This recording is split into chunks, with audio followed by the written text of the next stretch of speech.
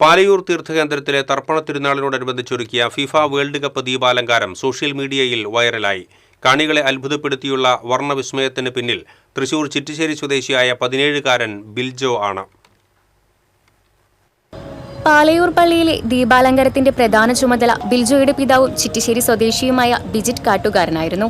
എന്നാൽ pixel LED വിഭാഗം പൂർണ്ണമായും കൈകാര്യം ചെയ്തത് മകൻ ബിൽജോ ആയിരുന്നു. 15-ാം വയസ്സിൽ തന്നെ പിതാവിനൊപ്പം ചേർന്ന് ദീപാലങ്കാരങ്ങൾ ഡിസൈൻ ചെയ്യാൻ തുടങ്ങിയ ബിൽജോയ്ക്ക് ഈ രംഗത്ത് ഇതിനകം തന്നെ കൈനിറിയ അനുഭവ സമ്പത്തുണ്ട്.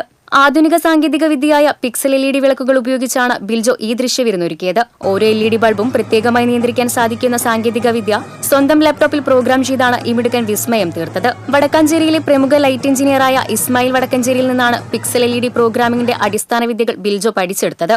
ഇത്തവണ ദീപാലങ്കാരത്തിലൂടെ ലോകകപ്പ് ഫുട്ബോളിന്റെ ദൃശ്യങ്ങൾ പുനർനിർമ്മിച്ചപ്പോൾ അത് കാണികൾക്ക് തികച്ചും പുതുമയാർന്ന അനുഭവമായി.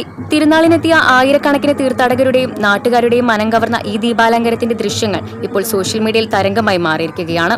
ഞാൻ പന്തുകളിയുടെ ആരാധകനാണ്. അതിനോട് അനുബന്ധിച്ച് തന്നെയാണ് അതില് താരങ്ങളെ കയറ്റിയത്.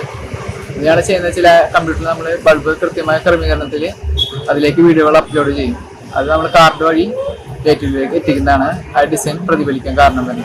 ഇതിനായിട്ട് ഞാൻ 1.5 ലക്ഷത്തോളം ബൾബുകൾ ഉപയോഗിച്ചിട്ടുണ്ട്. ഇതിന് ഞാൻ വരാൻ കാരണം അപ്പച്ചൻ തന്നെയാണ്. അപ്പച്ചൻ തുറക്കം മുതലേ ഈ ഫീൽഡിലാണ്.